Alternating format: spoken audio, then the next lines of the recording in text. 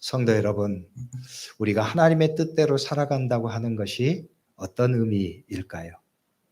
성경은 하나님의 뜻을 따라서 살라고 우리에게 권면합니다. 로마서 12장 2절의 말씀은 우리에게 이렇게 말씀하고 있음을 봅니다. 너희는 이 세대를 본받지 말고 오직 마음을 새롭게 함으로 변화를 받아 하나님의 선하시고 기뻐하시고 온전하신 뜻이 무엇인지 분별하도록 하라.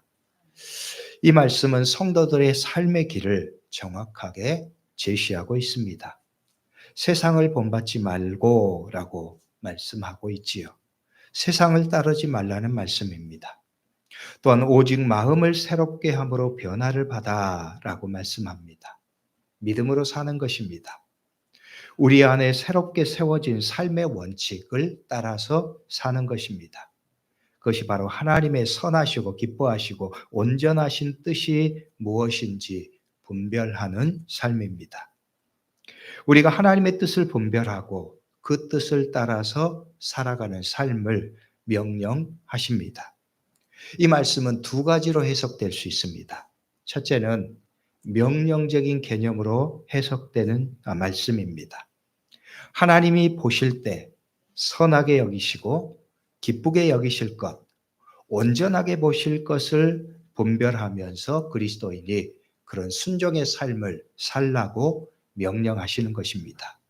너희가 하나님 보시기에 선하고 기뻐하고 온전하게 여기실 하나님의 뜻을 따라서 살라는 명령이십니다.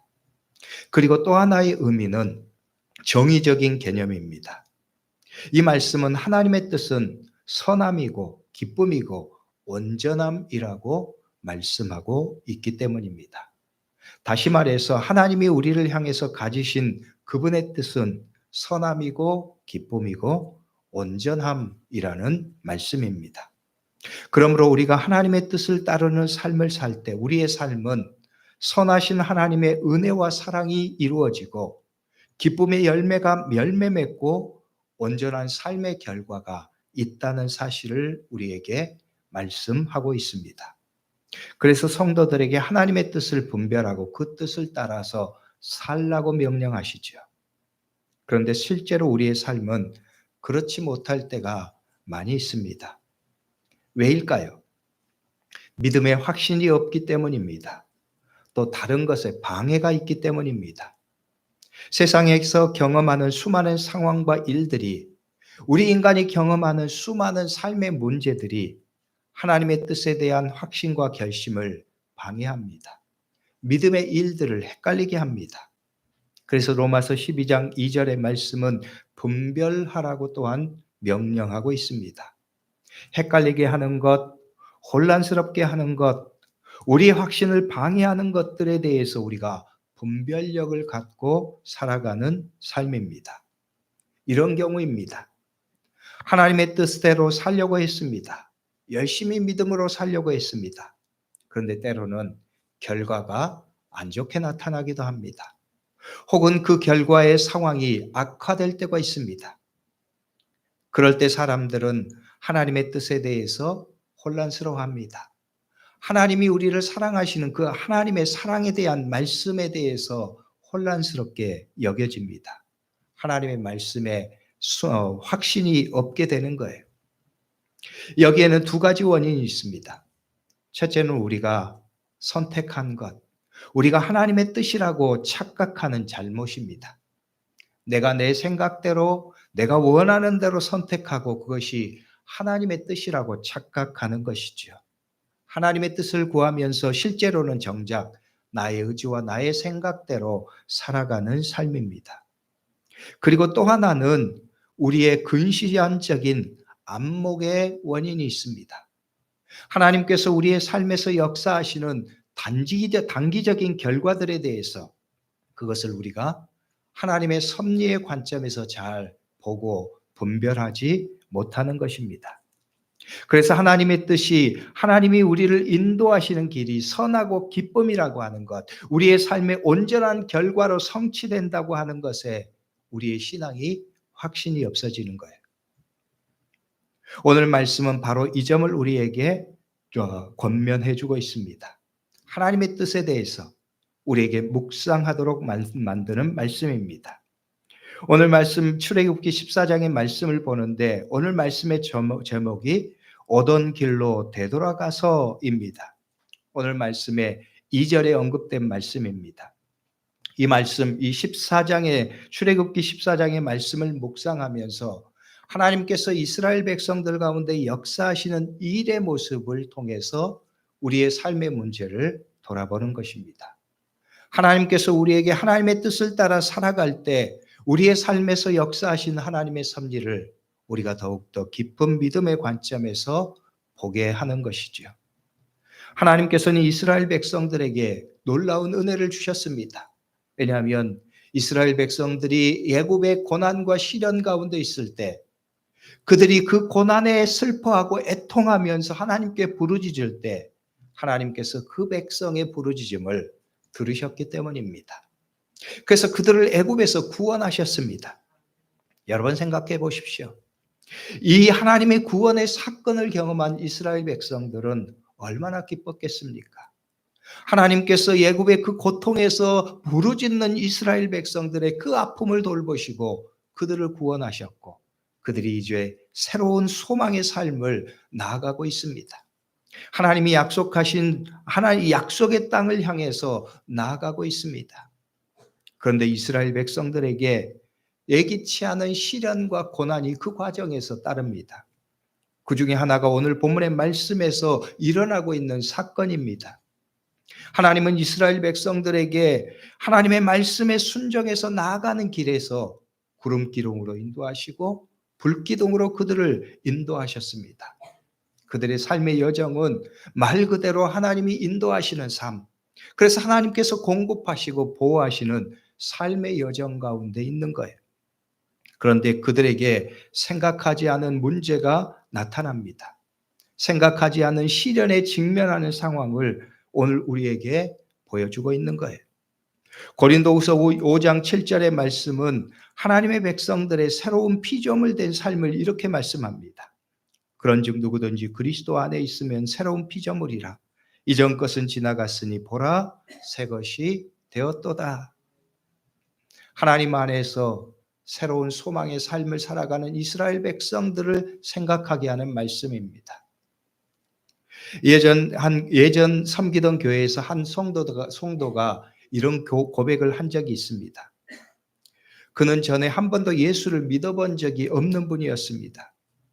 특별히 그 부인은 무당으로 신내림을 받아서 집에서 우상이 가득한 상황에서 살고 있었습니다. 그런데 그분이 부인과 함께 예수를 믿게 되었어요. 얼마나 열심히 신앙생활을 하는지 그분의 고백이 내가 이전에 어떻게 그런 어리석은 삶을 살았는지 모르겠습니다. 하나님께 죄송하고 감사합니다. 내 남은 생은 누구보다 이제 열심히 신앙생활을 하겠습니다. 그렇게 고백합니다.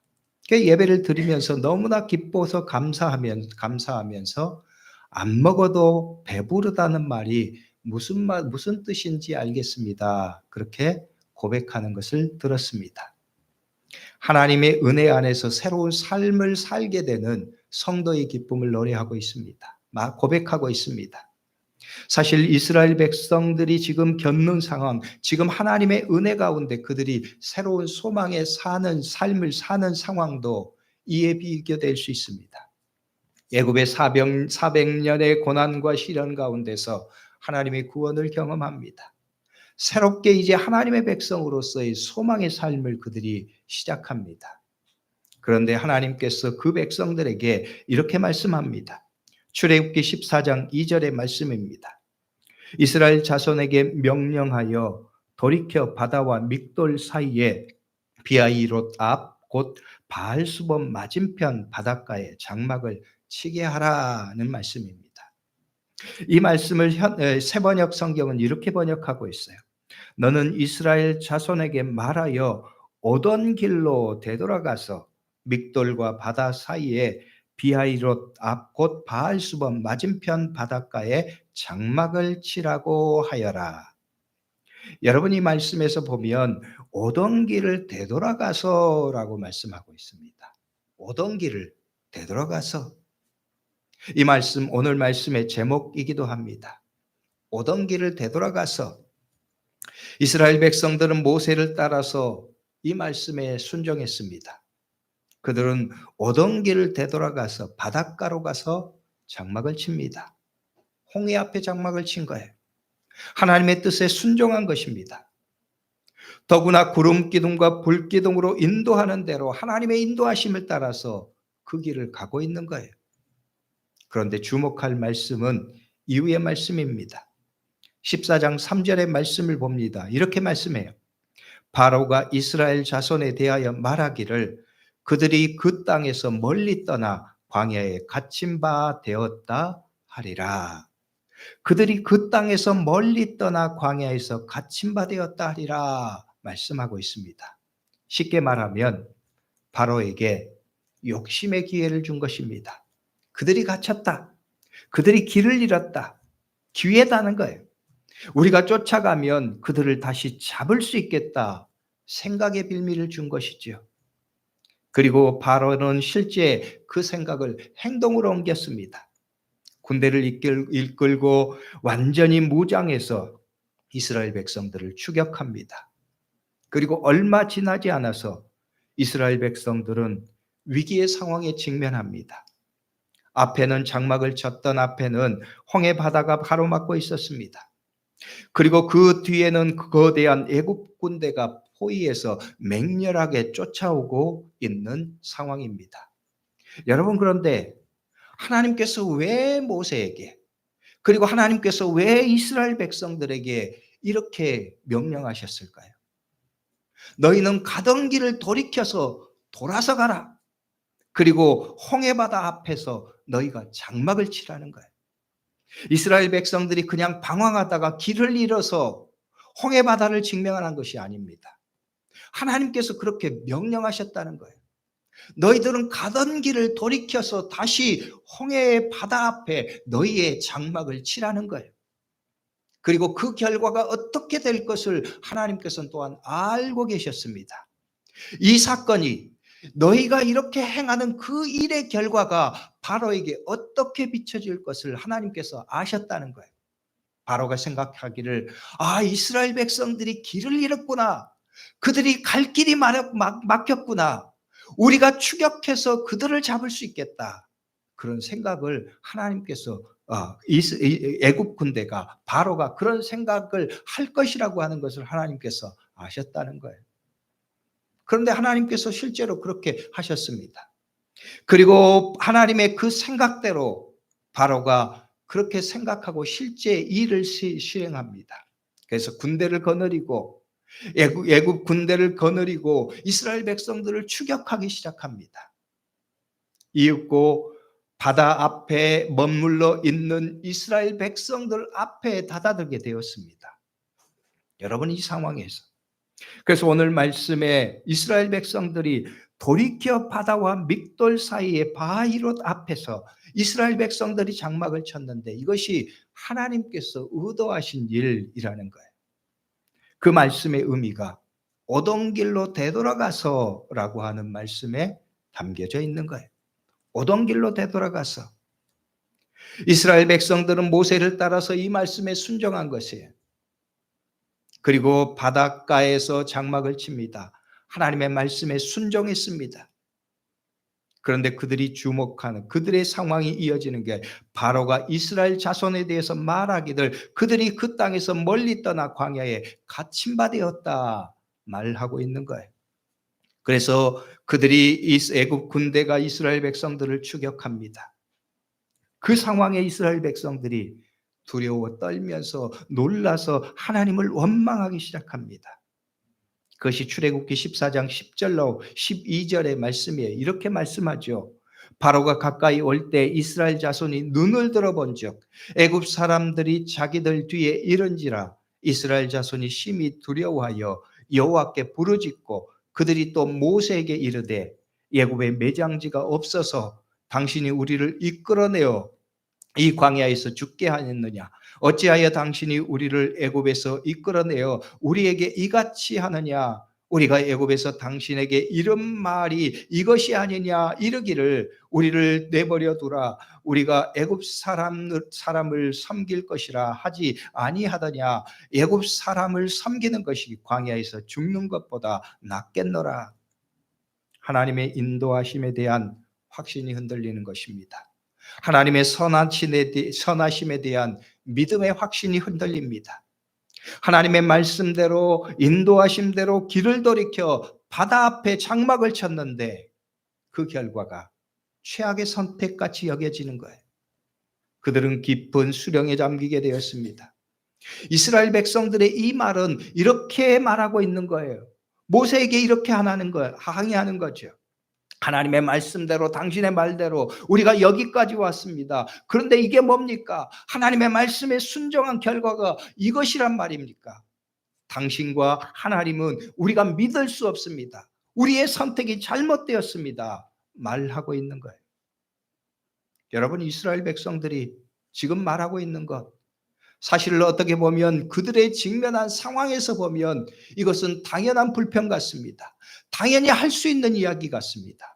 왜냐하면 하나님의 말씀대로 하나님께서 하라고 한 대로 그들이 애굽에서 가던 길을 돌이켜서 그들이 이 바다 앞에 장막을 쳤기 때문입니다. 말씀에 순종한 결과가 그들이 당한 위기의 상황인 거예요. 이 위기의 상황에서 애굽 군대가 맹렬히 쫓아옵니다. 그들을 죽이려고 달려드는 상황인 거예요. 여러분, 이런 상황에서 보면 이스라엘 백성들이 지금 말하고 있는 것이 어떻게 보면 당연한 상황 같아요. 그런데 사실 이런 이스라엘 백성들의 불평, 이스라엘 백성들의 원망, 이스라엘 백성들의 이런 말은 사실 우리가 얼마나 우리의 삶에서 많이 하고 있는 말인지요.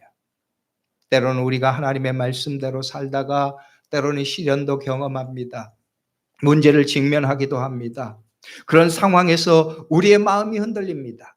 하나님의 말씀에 대한 확신이 흔들립니다. 그래서 이스라엘 백성들이 모세를 향해서 하나님에 대해서 말하는 것처럼 우리가 그렇게 불평하고 원망의 말을 쏟아내는 거예요. 하나님, 내가 하나님의 말씀대로 살았는데, 하나님, 내가 하나님의 말씀에 순종했는데 결과가 이것입니다. 하나님, 내가 하나님의 말씀에 순종했는데 내 삶의 상황이 이렇습니다. 어떻게 하나님의 말씀을 내가 신뢰할 수 있겠습니까? 어떻게 하나님의 말씀에 내가 순종할 수 있겠습니까? 불평하는 거예요. 원망하는 거예요. 여러분, 우리의 삶에서 이런 생각 들 때 있지 않습니까? 이런 마음이 우리의 마음속에서 막 솟아오를 때가 있지 않습니까? 그래서 사실 이스라엘 백성들의 이 불평과 원망은 우리 인간의 언어예요. 오늘 나의 말이에요. 오늘 우리가 수없이 뱉는 하나님에 대한 불평의 언어입니다. 전에 어떤 권사님이 하셨던 말이 생각납니다. 그분의 가정에 갑작스럽게 큰 어려움이 닥쳤습니다. 예상치 않는 어려움에 당황하면서 혼란스러워하면서 이렇게 말합니다. 목사님, 저는 하나님의 말씀대로 살려고 애썼는데 왜 저에게 이런 일이 일어날까요? 이스라엘 백성들의 말도 마찬가지예요. 이 오늘 말씀은 이 문제에 대해서 하나님께서 그들에게 답변하시는 말씀이에요. 오늘 말씀은 하나님이 이스라엘 백성들에게 가던 길을 돌이켜서 홍해 앞에서 바닷가에 장막을 치라고 말씀하신 이유를 이렇게 밝히고 있어요. 14장 4절의 말씀입니다. 내가 바로의 마음을 완악하게 한즉 바로가 그들의 뒤를 따르리니 내가 그와 그의 온 군대로 말미암아 영광을 얻어 애굽 사람들이 나를 여호와인 줄 알게 하리라 하시매, 그의 온 군대로 말미암아 영광을 얻어서 애굽 사람이 나를 여호와인 줄 알게 하리라. 온 애굽 사람이 하나님이 어떤 분이신지 알게 하겠다는 말씀이에요. 여기서 우리는 이 온 군대로 말미암아 영광을 얻어라고 하는 말에 대해서 오해하면 안 됩니다. 하나님이 그분의 이기심으로 그분의 존재를 사람들에게 나타내기 위해서 이스라엘 백성들을 이런 위험에 빠뜨렸단 말인가 생각하는 그런 생각이에요. 그러나 하나님이 그분의 존재를 분명하게 드러내시는 이유는 하나님의 이기적인 동기가 아닙니다. 왜냐하면 인간에 대한 사랑이 담겨져 있기 때문입니다. 애굽 백성도 사랑하시는 하나님의 사랑이 이 말씀 속에 담겨져 있기 때문입니다. 왜냐하면 애굽 백성들이 어리석은 우상 가운데 살아가고 있는 그 삶을 하나님께서 안타까워하시는 거예요. 그래서 하나님께서 애굽 백성들 가운데서도 하나님이 진정한 하나님이시라고 하는 것을 밝히기 위해서, 드러내기 위해서 하나님께서 이 일을 행하신다는 거예요. 여기에는 인간을 향한 하나님의 사랑이 담겨져 있어요. 하나님께서 인간을 구원하시기 위한 하나님의 사랑을 오늘 말씀에 담고 있는 것이죠.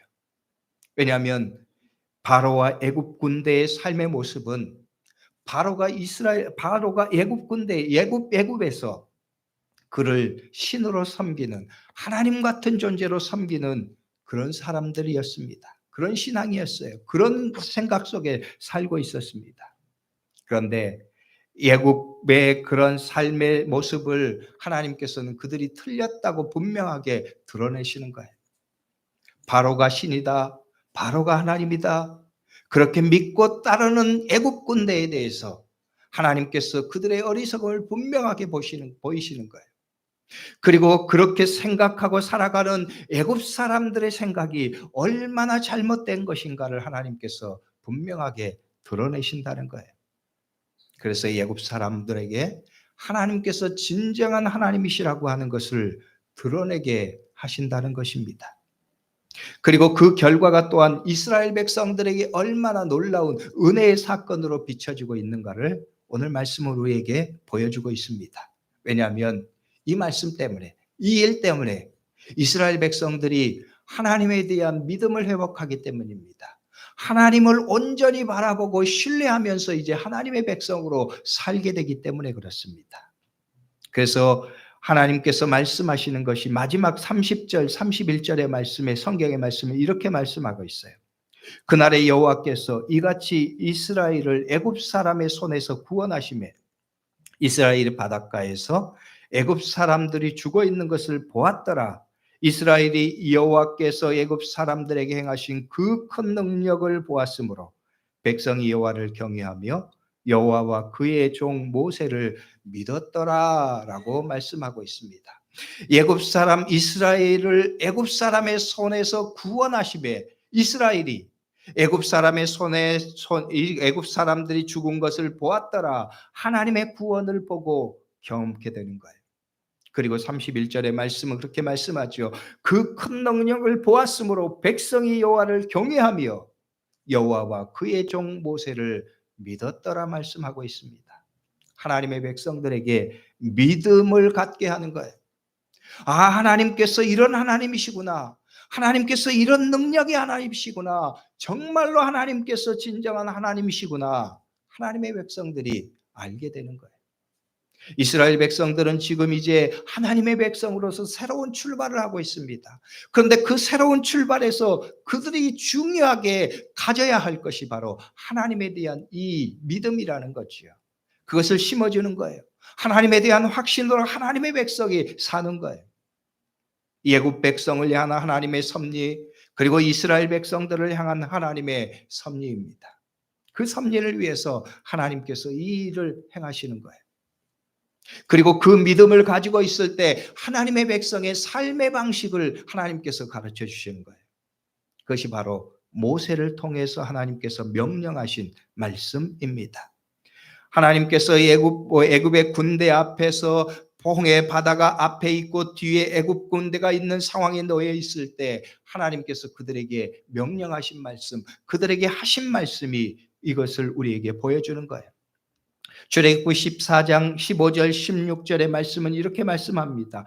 여호와께서 모세에게 이르시되 너는 어찌하여 내게 부르짖느냐? 이스라엘 자손에게 명령하여 앞으로 나가게 하고 지팡이를 들고 손을 바다 위로 내밀어 그것이 갈라지게 하라. 이스라엘 자손이 바다 가운데서 마른 땅으로 행하니라.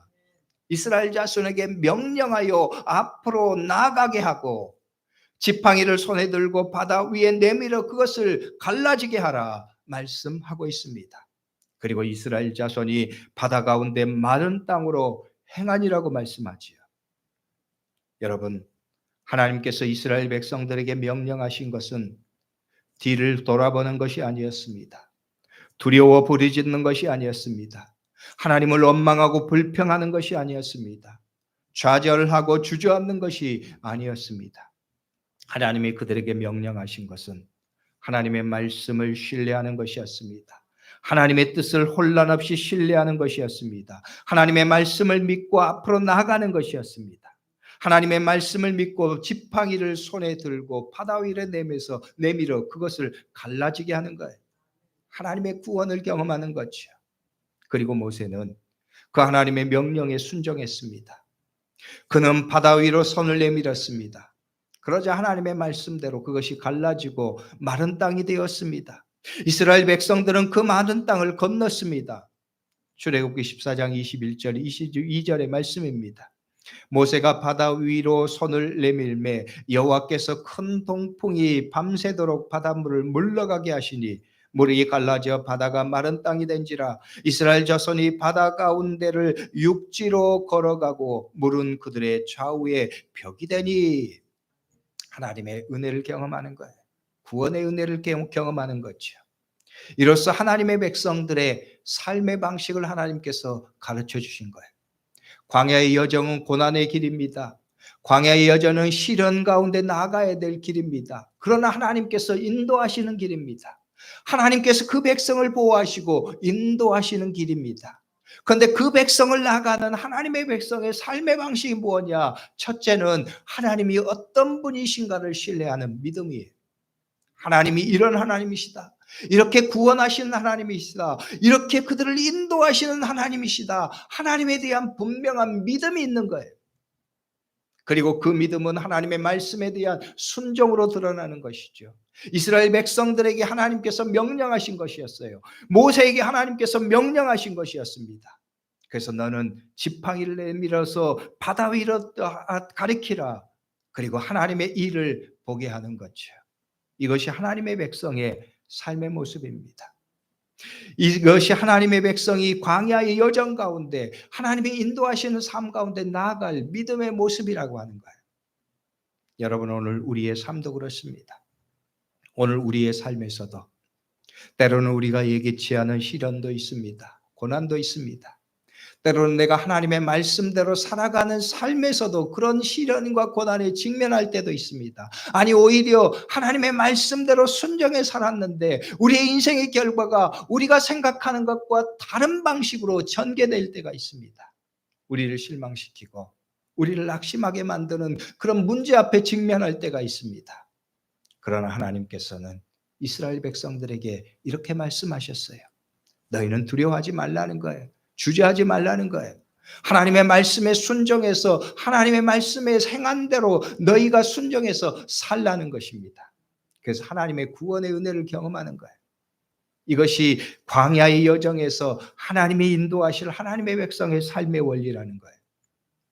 그러므로 성도 여러분, 여러분 이 말씀을 기억하십시오. 이스라엘 백성들이 바다 가운데 홍해 앞에서 뒤에는 애굽 군대가 쫓아오는 그곳에서 하나님께서 이스라엘 백성들에게 하셨던 말씀, 하나님께서 이스라엘 백성들에게 행하셨던 일, 하나님께서 오늘 우리에게 주시는 말씀입니다. 때로는 우리가 시련과 절망의 상황에 놓여 있을 때 하나님께서 하나님의 백성에게 주시는 말씀이에요. 그러므로 오늘 우리들도 이 말씀을 기억하고 이 말씀에 순종해서 믿음으로 사는 삶이 되어야 하겠습니다. 하나님은 이스라엘 백성들에게 이렇게 명령하셨습니다. 15절 16절의 말씀입니다. 우리 다 같이 이 말씀을 함께 읽지요.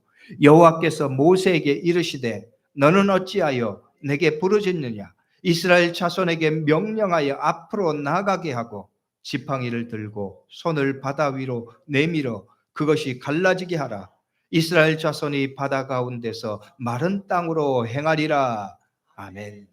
오늘 우리들도 하나님께서 주시는 말씀에 순종해서 믿음으로 응답하고 하나님의 말씀에 믿음으로 순종하고 그래서 하나님께서 행하시는 구원의 일을 오늘 우리의 삶에서도 경험하는 성도들이 될 수 있기를 주의 이름으로 축복합니다. 기도하겠습니다. 기도할 때 오늘 말씀을 붙잡고 우리 통성으로 잠깐 기도하죠. 하나님, 오늘 우리들도 하나님의 말씀을 듣기를 소망합니다. 이스라엘 백성들에게 하나님께서 주셨던 말씀을 오늘 우리도 듣기를 소망합니다. 그 말씀에 순종해 살기를 소망합니다.